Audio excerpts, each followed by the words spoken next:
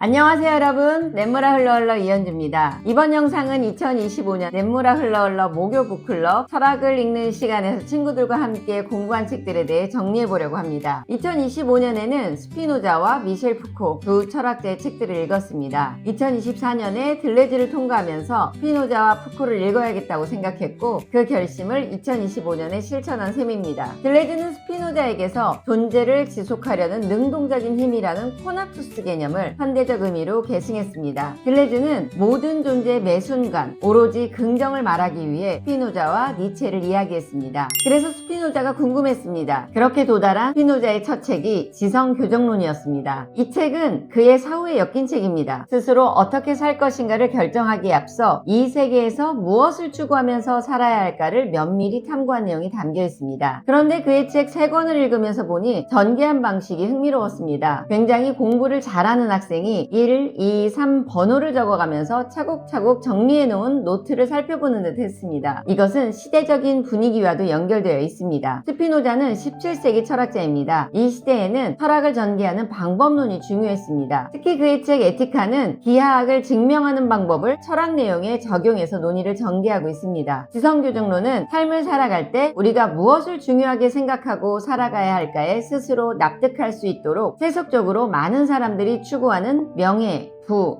정욕에 대해 먼저 살펴봅니다. 이것들을 꼼꼼하게 살펴보고 이 자체에서 누릴 수 있는 행복이 어떤 것인지, 이 행복을 누리기 위해 치러야 할 대가는 무엇인지 알아내겠다는 의지를 읽을 수 있었습니다. 그는 명성과 부의 추구를 하다 보면 정신이 더 많이 흐트러져서 오히려 자신을 구속할 것이라고 결론 내립니다. 오로지 변하지 않는 선을 찾기를 원하는 스피노자가 찾은 것은 정신이 자연 전체와 이루는 합일에 대한 인식으로 우리 자신의 지성을 참된 관념과 합일이 되는 과정밖에 없다고 정리합니다. 잘 살기 위해 이토록 애쓴 한 인간의 본투를 읽는 경험은 딱 한 번 의식 있는 존재로 이 세계를 살아가고 있는 나와 우리가 무엇을 바랄 수 있는지 더 진지하게 고민해야겠다는 결심을 하도록 이끌었습니다. 스피노자는 인간에게 가장 유익한 물질적 조건은 인간 동료라고 말했습니다. 그런 만큼 그는 그를 둘러싼 환경으로의 동료 인간이 함께 살아갈 정치적 조건에 대해서도 오래 고심했던 것으로 보입니다. 그 내용이 정치론에 담겨 있습니다. 스피노자는 인간이라는 생명체의 본성을 알고자 했던 것 같습니다. 그가 탐구한 인간이라는 존재는 정서에 휘둘리는 비합리적인 존재였습니다. 그것을 그대로 인정하는 것으로부터 정치 시스템을 논의했습니다. 인간의 본성을 그대로 긍정하면서 그리고 인간은 모두 동료 인간 안에서만 살 수 있다는 것을 전제하면서 우리가 모두 잘 살기 위해서는 정치적 기술이 필요하다고 말했습니다. 스피노자를 사랑하는 사람들을 이해할 수 있는 부분이었습니다. 인간 모두를 있는 그대로 긍정하고 이를 바탕으로 우리가 잘 살 수 있는 방법을 모색한 것 자체가 인간 동료에 대한 사랑이라고 읽혔기 때문입니다. 스피노자는 저작을 많이 남기지 않았습니다. 그의 대표작으로 알려진 윤리학인 에티카 역시 스피노자의 유작으로 친구들에 의해 출판된 것이라고 합니다. 앞서 읽은 지성교정론의 내용을 떠올리게 됩니다. 그는 부나 명예 같은 세속적인 가치를 따르는 것은 지속가능한 만족감을 주지 않는다고 생각했기 때문에 살아생전 책을 내는 것에 그다지 관심이 없었겠구나 생각합니다. 다만 스스로 지성을 온전함과 일치시키는 기쁨을 만끽하기 위해 쓴 책들이 지금 우리에게 큰 울림을 준다고 생각하게 됩니다. 스피노자는 어떻게 살아갈 것인가를 납득하기 위해서 인간 존재는 어떠한가와 그런 인간이 인식하는 방식은 무엇인가를 탐색했습니다. 우리가 신체에 속한 존재라는 것을 말합니다. 몸에 의한 욕망, 욕망을 따르려는 힘을 그대로 인정합니다. 이로부터 들레즈가 계승한 존재를 오로지 긍정하는 힘을 이해할 수 있었습니다. 그의 철학이 여전히 사람들에게 울림을 주는 것은 우리가 우리 자신과 우리를 둘러싼 인간 동료를 동등하게 바라보는 관점 때문이라고 생각했습니다. 스피노자는 우리는 각자 좋다고 생각하는 것을 옳다고 말한다고 했습니다. 옳은 것이 상대적이라는 것과는 다른 말입니다. 그는 분명히 신이라는 자연 전체에 합일되는 합리적인 지성이 있다고 믿었습니다. 이것과 별도로 지성은 오류에 휩싸이는데 이때의 상태가 자기가 좋다고 생각하는 것을 옳다고 믿는다고 말한 것이었습니다. 이 말에는 스피노자의 인간에 대한 회의주의 회의주의가 담겨 있습니다. 그런데 이런 인간에 대한 회의주의적 태도가 인간 동료에 대한 연민으로 이어지면서 그 자체가 동료에 대한 존중으로 읽혔습니다. 이어서 읽은 철학자는 미셸 푸코였습니다. 지바 마샤야의 현대사상 입문에서 그는 푸코를 대표적인 현대사상가라고 말합니다. 지바 마샤야에 따르면 현대사상은 이 세계를 이것과 저것으로 나누고 그 중에 어느 것이 좋다고 말하는 두 개의 축으로 보는 것을 멈추는 것이라고 합니다. 왜냐하면 우리는 지속적으로 변하는 구조에서 지속적으로 변하는 존재이기 때문에 절대로 두 개의 축을 기준으로 말할 수 없습니다. 한편으로 현대 철학을 후기구조주의라고 말하기도 합니다. 후기구조주의는 개체들이 모여서 이룬 구조와 그 구조 속에서 살아가는 존재들이 역동적으로 상호작용을 하면서 매 순간 변해가는 유기체적 전체를 말하는 것입니다. 이때 존재에 집중해서 지속적으로 변해가는 과정을 설명한 것이 들레지라면 구조인 사회에 집중해서 사회가 지속적으로 변해온 과정을 면밀히 연구해온 사람이 푸코라고 볼 수 있습니다.